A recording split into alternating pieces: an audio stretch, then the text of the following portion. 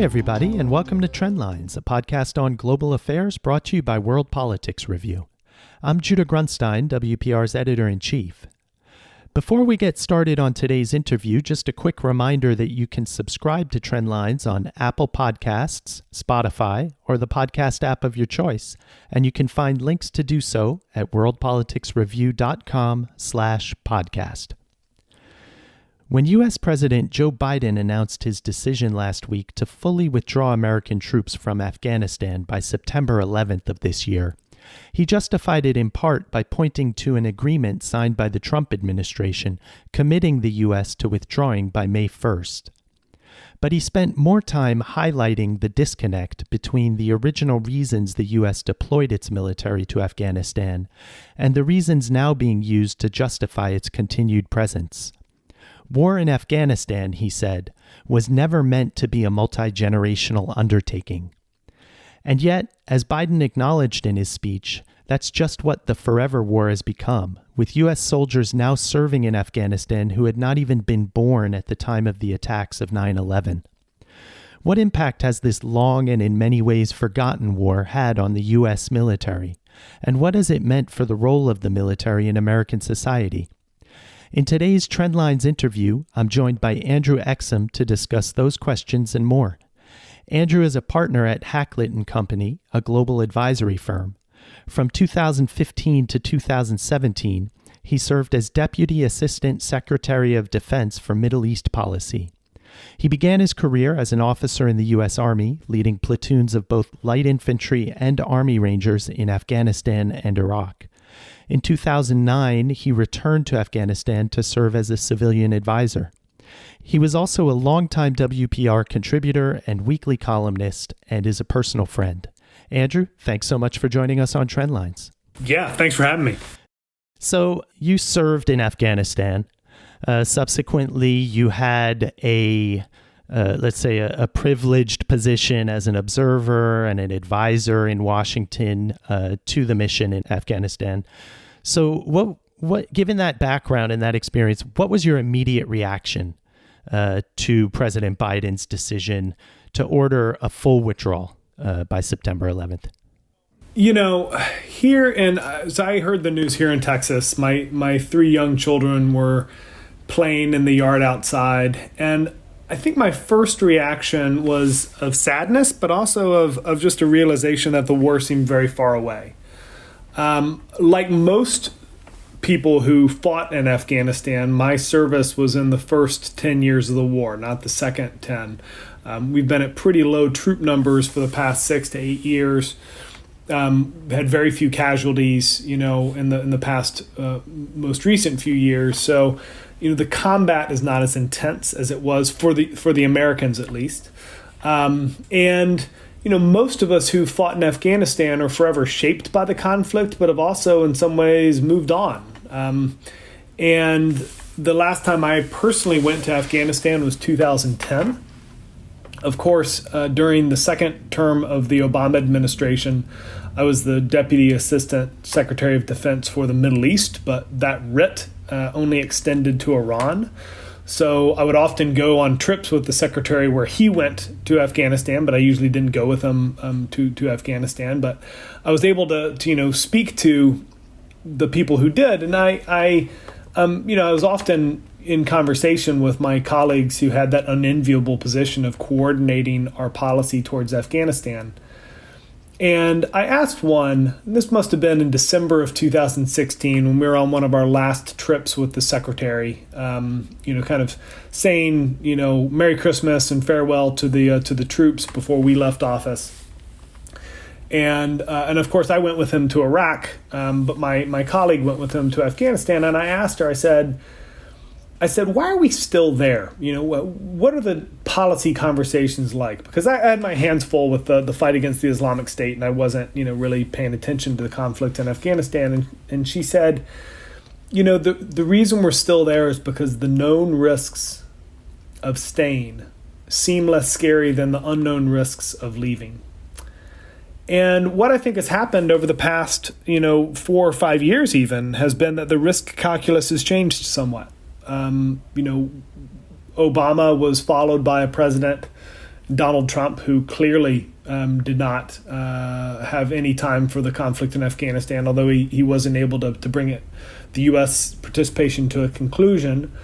And what that means is that there's really no kind of pro-war constituency, no meaningful pro-war constituency in either party. And I think that provided President Biden, who himself has long doubted the U.S. strategy in Afghanistan, to bring things to a conclusion. It's a hard decision. There are risks both for U.S. interests as well as for the Afghan people, as well as for the coalition. I think that the U.S. can probably mitigate more of the former than the latter. So you think it's the right decision? I do. I went back and forth on this because based on my limited knowledge, what I don't know is I don't know the risk and cost associated with the small residual troop presence. So I don't know what that is. And so it's hard for me to do a real good cost-benefit analysis just because I'm not fully aware of what the costs are.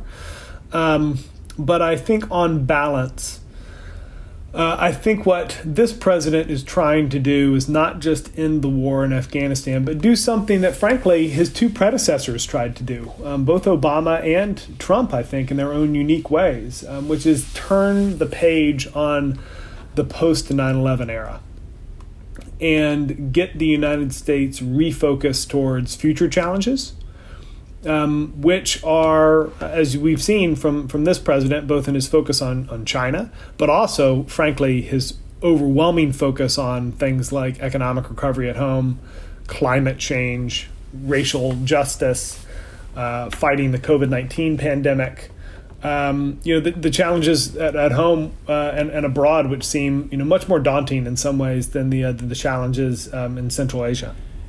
Just looking back at that sort of the major period of the war when it was most in the spotlight in the U.S.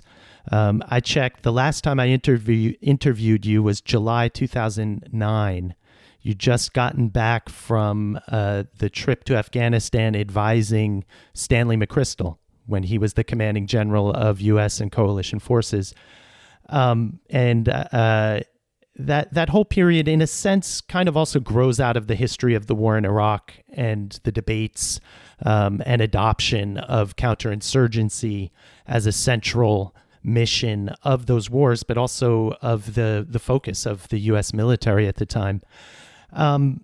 Just looking ahead now that we're in this period of competition with great powers, and the Trump administration's national security document already kind of turned the page on terrorism being a focus. How much of that sort of muscle memory of counterinsurgency and stability operations and all of that sort of intellectual and doctrinal work that the U.S. military really had to do on the fly and rediscover in Iraq, will that be mothballed now, or is it going to sort of stick around in terms of the U.S. military's toolkit?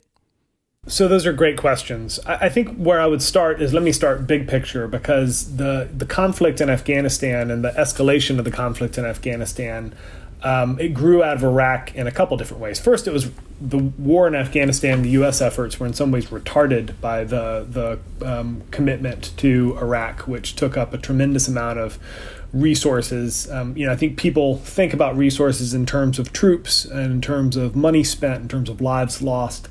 People who have not served in the government at a high level sometimes fail to realize is that sometimes the most important resource you have is the attention of the senior leadership, right? And so the United States did not spend a lot of time thinking about Afghanistan from about late 2002 until early 2008 or so. And within the Democratic Party, and the party in which President Obama ran in 2008, the framing was that Iraq was the bad war, Afghanistan was the good war, and that what we are going to do is that we are going to put our focus and our attention back where it should have been in the first place, which is on the war in Afghanistan. And so there was a lot of momentum politically and strategically to refocus efforts there. I think once we did so, we discovered that the war in Afghanistan is in some ways much harder than the war in Iraq.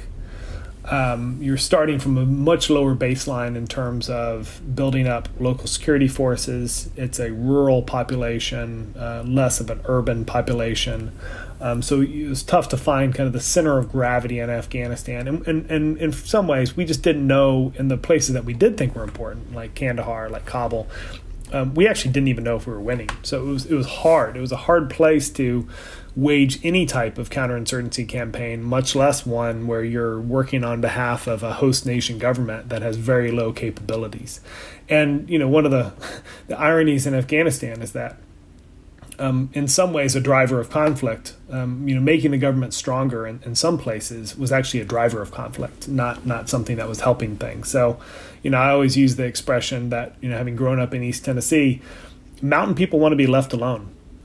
And people move to the mountains for a reason. And so when you start, there's a great book that just came out by the journalist Wes Morgan about the campaign in the Pesh Valley, this 10-year campaign that the United States waged in the Pesh River Valley, where arguably the United States never should have been in the first place. This very remote area of Afghanistan where I think, something absurd like 6 or 7 medals of honor were awarded for heroism, but heroism towards what end? You could say that maybe the same thing about Helmand province, where the Marines and others fought so bravely. I think that because that war was so hard and because the application of a counterinsurgency strategy was so inconclusive, that there is really a temptation to turn your back on that.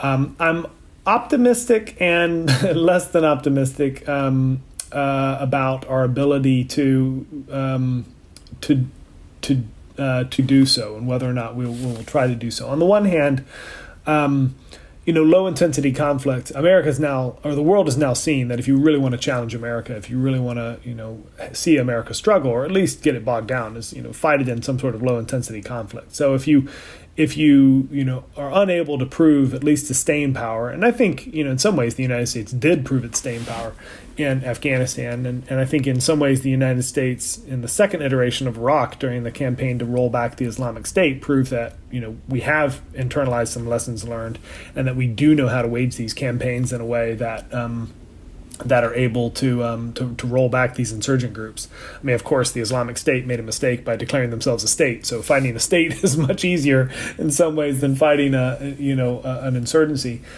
But I think that the United States, on the one hand, within the U.S. military, you were going to have specialized units like U.S. Army Special Forces, where things like unconventional warfare and foreign internal defense are baked into the DNA in a way that means that we will not lose everything that we've learned in Iraq and Afghanistan. In addition, within even the non-special operations units, you've seen the U.S. Army at least stand up these advisory brigades. And these advisory brigades, which would have been incredibly useful in the early years in Iraq and Afghanistan, I think there's a sense that, as you prepare for kind of steady state operations in East Asia or in Southeast Asia, those units will also be really, really helpful as you're trying to build up partnership capacity. So I'm optimistic in that sense. And I also don't think we're going to have this post-Vietnam moment where we're just going to kind of literally burn the counterinsurgency doctrine that we developed, which I think is what they did at Leavenworth. They threw it away, at least. I don't think you're going to see that. Where I also, though, think that you're going to see a U.S. military that's impatient to get back to its comfort zone, which is going to be large-scale conflict, great power competition, which is going to necessitate big budget items, which is just kind of, I think, is the comfort zone of the U.S. military.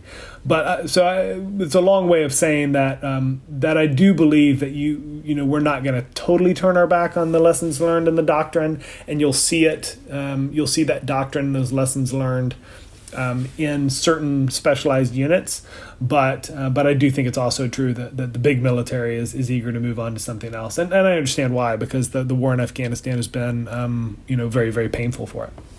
You mentioned a sadness when you heard the decision to withdraw. And just looking back at the discussions and the debates at the height of the U.S. involvement in Afghanistan, and I'm thinking of things like the human terrain systems and the provincial reconstruction teams, and at a certain point, these sort of in the weeds discussions of road and school building projects in various provinces of Afghanistan, and how deeply and granular the debates online and among the observers and advisors and participants in the war got. When you look back at all that, do you think if we'd done it better, we had a chance, or was it just hubris to think that those kinds of approaches might have made a difference or worked? I think about a year into really studying Afghanistan closely, and, I went over to Afghanistan in 2009 when I was still in graduate school. So I'd left the Army in 2004. I'd done a, master's in Middle Eastern Studies and was then doing a PhD in London, but was working at a think tank in D.C.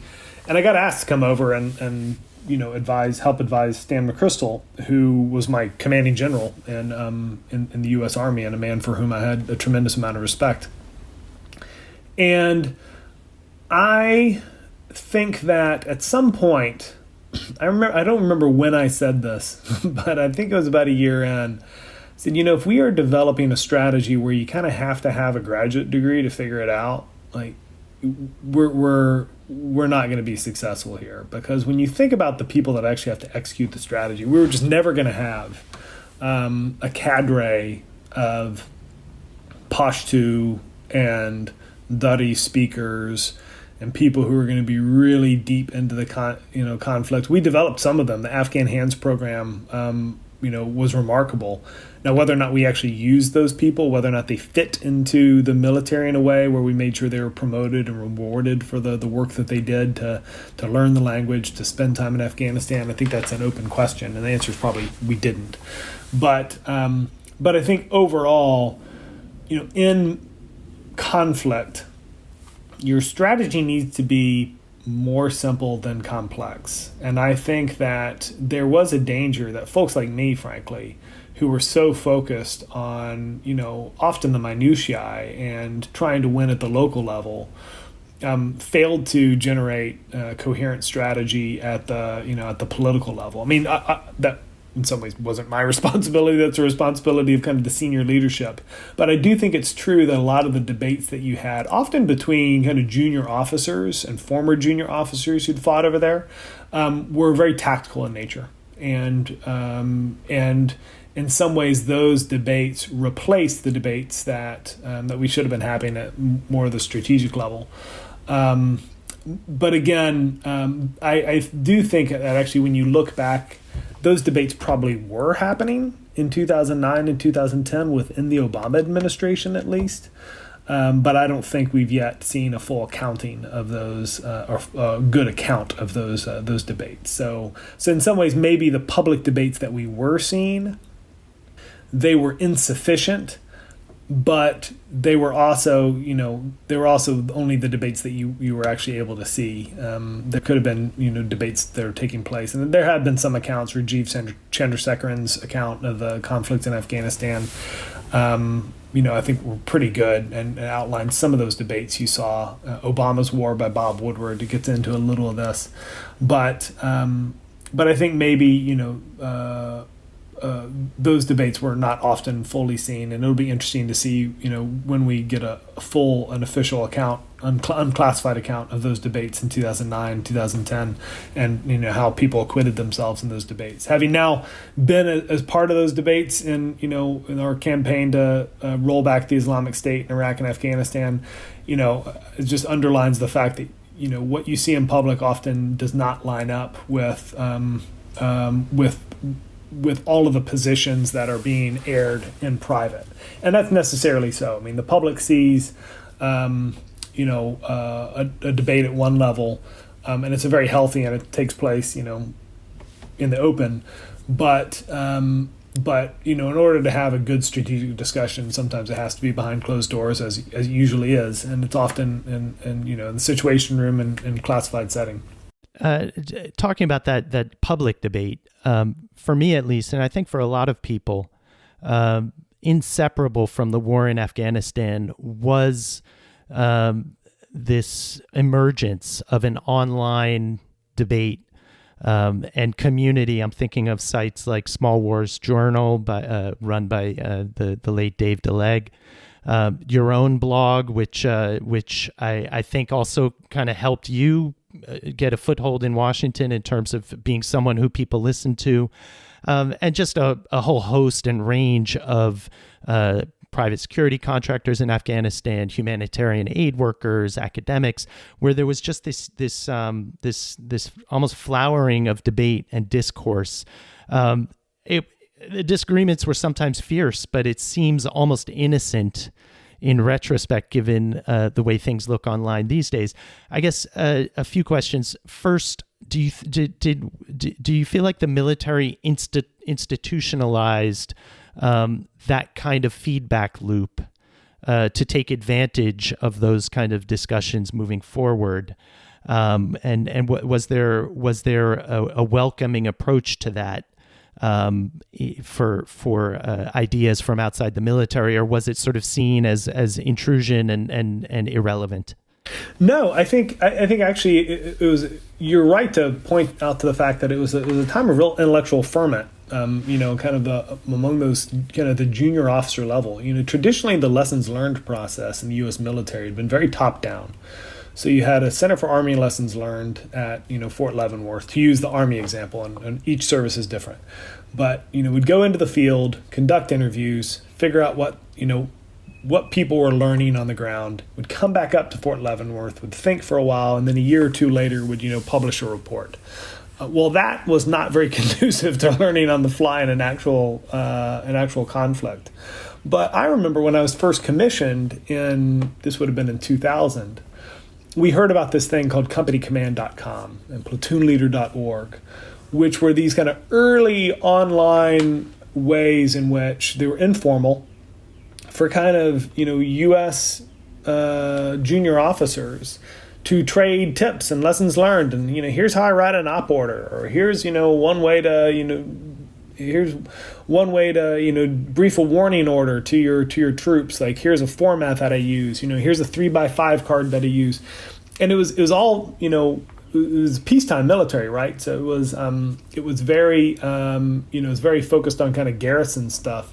But as the wars kicked off, then you still had these fora, and suddenly it was like, well, people were trading kind of TTPs, tactics, techniques, procedures online in a way that really kind of undercut or left the traditional Army lessons learned process, left it scrambling to catch up in some ways. And this overwhelmingly was a positive thing. So then those very, kind of tactical lessons learned, exchanges of ideas, debates spread to the rest of the internet. The U.S. Army, wisely, I think, kind of took charge of platoonleader.org, companycommand.com, encouraged it, brought it into the tent, so to speak. And then kind of outside, you had, sites like Small Wars Journal, where, there's kind of a place of open debate. And I think overall, it was very healthy. I say so with a degree of self-interest because, of course, as you mentioned, I had a blog at this time that was also the site for a lot of this, this kind of ferment. Overall, I think that that's going to continue because in some ways it was just reflective of a transition that was being made from kind of old media to new media, and now that you have true social media, you were seeing, I think, more exchange of ideas, more lateral exchange of ideas rather than kind of hierarchical or vertical exchange of ideas, and that's a positive thing. And I expect that to continue. I think that those blogs in some ways came about at just the time in which people were transitioning from one media to another. And as a result, it just hit a sweet spot where, those became kind of fora in which people debated ideas. And it was fun to be a part of, frankly. You're exactly right. I mean, it was great for, I started that blog as kind of a joke when I was in grad school, and then suddenly it became like this serious thing, and I was like getting jobs because of it. It was a bit disorienting. I'd say the name, but I don't know how to pronounce it. So if you want to say the name. Yeah. So the blog was Abu Muqawma, which became like, it was a total joke. It means, father of the resistance in Arabic, but it was meant to be like a nom de guerre, kind of like Abu Nidal or Abu Jihad or something like that. And it came about because I was doing research on Hezbollah at the time, which is the Islamic resistance in Lebanon, or Qawma al-Islamiyya fi Lebanon. And so I just, I made this as my kind of nom de guerre / internet commenting, handle. And it just became, something that a lot of people read. I mean, I was here in Dallas. It's so funny. I live in Dallas, Texas, and I was talking to a neighbor, and this is a guy who lives a block away, and he said, "Wait a minute, you're Abu Muqawma." I was like, "What? How do you?" He was like, "I spent a year on a PRT in Eastern Afghanistan. Like, I used to read your blog all the time." And so even here in Texas, you come about people who know the blog and are aware of it. But at the same time, it points out that these like you said, some things that started out as a joke often had these long tails and far-lasting impacts or far-reaching impacts to someone who you meet 15 years later or 12 years later and realize that they were reading you every day. So just a testament, I think, to what was going on at that time. Yeah, I mean, where it became really embarrassing / funny was when I was the Deputy Assistant Secretary of Defense for Middle East Policy. I was traveling with the Secretary to a partner of ours in the Middle East, and a very senior Middle East defense official came up to me and said, "Ya Abu Muqawma," and like this Arab military officer had been reading my blog, 10 years ago, and was now a very senior official in his Ministry of Defense. It was very funny, but that was, I was kind of sheepish. And Secretary of Defense, like, "How does he know you?" And I was like, stuff I've written. Hard to explain. Yeah, that's right. I want to look a little bit at the impact that this war has had on the military community writ large, and also on American society. There have been other wars, and I'm thinking specifically of the Vietnam War, where the individual soldiers or service members' experience was radically different depending on when they served. I remember reading an oral history of a number of Vietnam vets, and this one guy who had served in the very early parts of the advisory mission, he was almost embarrassed to call himself a Vietnam vet because he'd spent most of the time surfing and hanging out in the officers' mess. But at the same time, Afghanistan is really the first war where a generation of U.S. soldiers inherited a war that had begun before they were even born. What effect does that have on the military community writ large, which I've never served, so I don't know, but I imagine that it's a lifelong membership in terms of active service members, veterans, retired service members. What effect does that have in terms of the kind of the trust and the faith and the bonds that hold that community together? Well, I think that they're very good questions, and I think the same dynamic that applied to Vietnam applied to Iraq and Afghanistan. I'm always very quick to say that I served 2 short tours in Afghanistan early on in the war. I served 1 short tour in Iraq early on in the war. I think I had 1 soldier wounded in Iraq, not badly. I had 1 soldier wounded in Afghanistan, a little more badly. We had to medevac him out of the country, but never lost a soldier in combat. And then I contrast that. I got out of the Army. I had a knee injury that led me to get out of the Army. But then I was in grad school when the surge happened in Iraq. And suddenly all of my peers who were company commanders, they were losing, 6, 7 guys in their companies of, 120. It's a lot of people.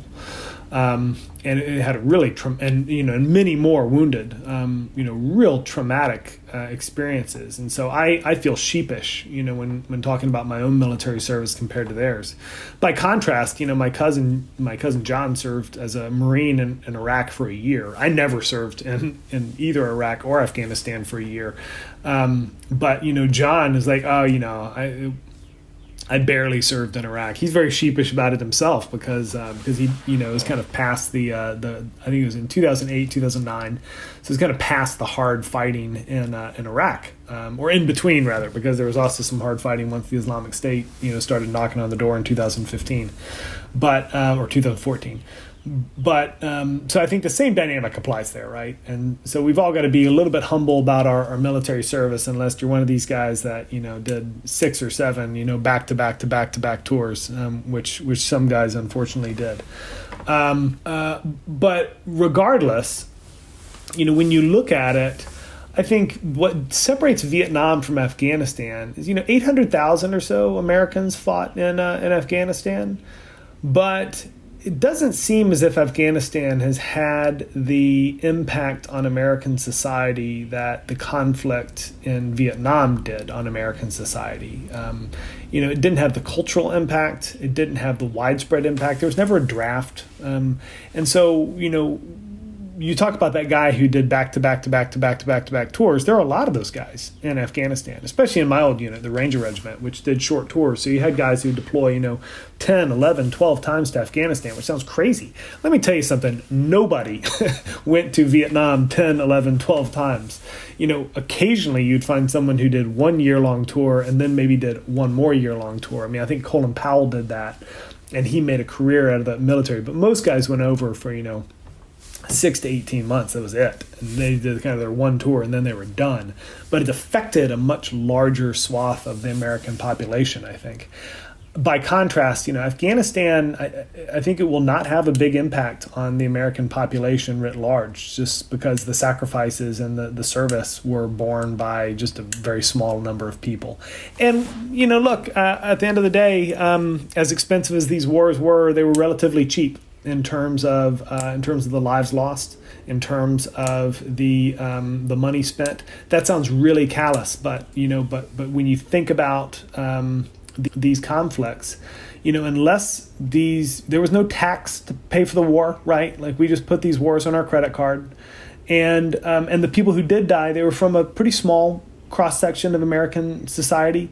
So when I say the wars were cheap, what I really mean, of course, is that the costs of the wars were borne by few.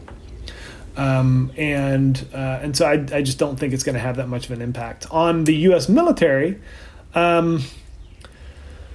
it's harder to say. The thing about the U.S. military is it turns over pretty quickly. So very few people have fought in Afghanistan relatively within the U.S. population, or within the U.S. military even, over the past 10 years. And guys, a career in the U.S. military is 20 years.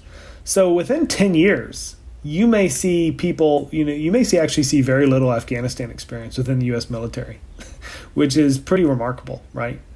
And so I wonder, how much Afghanistan and Iraq will persist in the U.S. military, even in living memory. When I look at my peers, look, those guys are like brigade commanders now. They're at the tail end of their military careers. I have guys coming to me who I commissioned with asking me for retirement advice, right? It was just 21 years ago. So, or, ask me what they should do, once they retire out of the military, what their next job's going to be. So I think the war is going to fade shockingly fast from the military in terms of living memory. At the same time, it's been the forever war. It's also, as you said, it's been the forgotten war in a lot of ways. And at the same time, there's been in American society this adoption of what seems often like a performed theater of recognition. Thank you for your service, veterans pre-boarding on flights, the recognition at major sporting events, things like that. You've been critical of some of that. I'm not sure of all of it, but I know you wrote a column for us. You wrote a column for us at one point criticizing the pre-boarding on flights, for instance. Why? Explain what your objection to that was. I think a lot of veterans, not just myself, feel like we are creating this entitlement complex among U.S. veterans. Now, it's important to realize why we have all this "thank you for your service" type stuff, and I feel sheepish when in church on Veterans Day, I'm asked to stand up. It just feels I feel just feels weird to me personally, and I'm sure I'm not the only veteran who feels that way. But a lot of that's a response to the thought that we didn't treat our veterans well after the Vietnam conflict. And so, recognizing that we may be overcorrecting a little bit, but we are very much correcting a perceived wrong, and that's I think that's important to note. I do worry that we are creating a sense of entitlement among veterans, and we're also creating a sense that veterans are somehow better than their fellow citizens and than people that didn't serve, and that creates for me a concern about civil military relations going forward. When we have this military that has borne all the sacrifices of the post 9/11 era. I say the military, of course, there's, intelligence services and the foreign service, diplomats, of course, people beyond the military, contributed in Iraq and Afghanistan, but mostly the burden was borne by the U.S. military. We keep telling them, the problem is if you keep telling people they're special, they might believe it. And they might believe that they are somehow super citizens or something greater. So that's my main concern. At the same time, the U.S. military has become the most trusted institution among the American population, far more trusted and far more popular than, for instance, Congress or elected representatives. Do you see that those perceptions of the U.S. military perhaps evolving now that the operational deployments are winding down in Afghanistan and Iraq and other places where it had been in such a spotlight that it created that perception?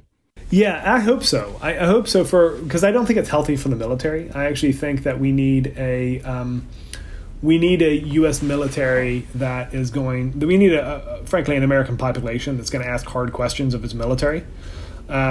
We need a U.S. population that's going to, frankly, be a little less reverential towards its military.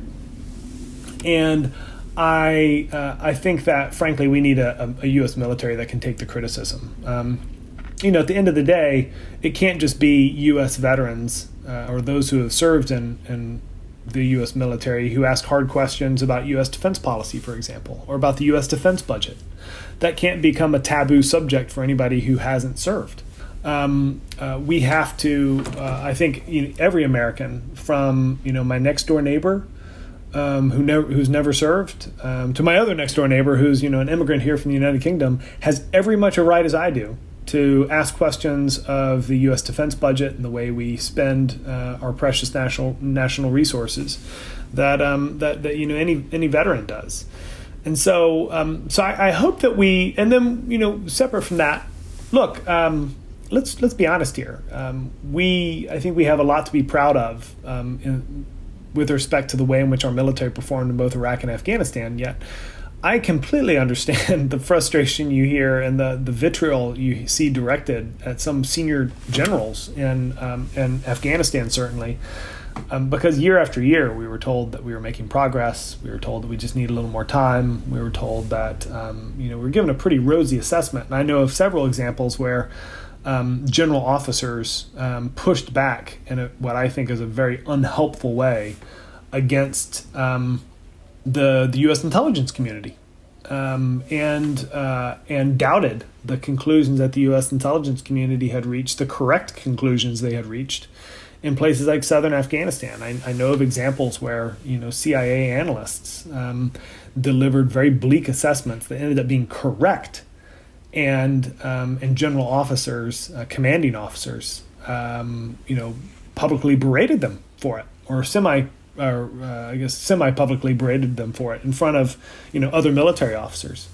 And so I think we're right to be a little bit critical of some of our military leadership. And every American, regardless of whether or not you served, has a right to be critical of that leadership and to ask hard questions of that leadership and to ask, well, look, we spend a lot of money on the U.S. military. Why weren't we more successful? Tell me why we weren't more successful. Or, were these sacrifices that we made, these decisions that we made, these decisions that you made, were they right ones? Look, I've served as a senior official in government. I would encourage all Americans to ask me hard questions about the decisions we made between 2015 and 2017 with respect to the fight against the Islamic State. Hold us to account for those decisions we made. I think I've got reasonably good answers, but they all involved trade-offs where we knew we were accepting risks, and we knew in some cases decisions didn't come off. Andrew, last question before we wrap up. You were among the first U.S. soldiers to enter Afghanistan after 9/11. What would you say to the last ones leaving if you were greeting them onto the plane, flying them out? As cheesy as it sounds, especially given the conversation we just had, I think the only thing you can say is, thank you for your service. Thank you for a race well run. This has been a hard conflict. I imagine that soldier, because they've probably been in an advisory capacity, they might have served in, one of our special operations units where they're doing, some hard fighting, kind of tip of the spear type stuff, but they might feel quite sheepish, to be closing the door on U.S. involvement in that conflict. But I think we can just show our appreciation because, look, anytime you come back from conflict, the conversation that I would have with someone leaving Afghanistan immediately might be different than the conversation I would have with them 2 years later. Immediately when leaving the combat zone, I think there's a degree of sensitivity there. There's a degree of vulnerability there that you have to be respectful of, and you just have to be supportive of them.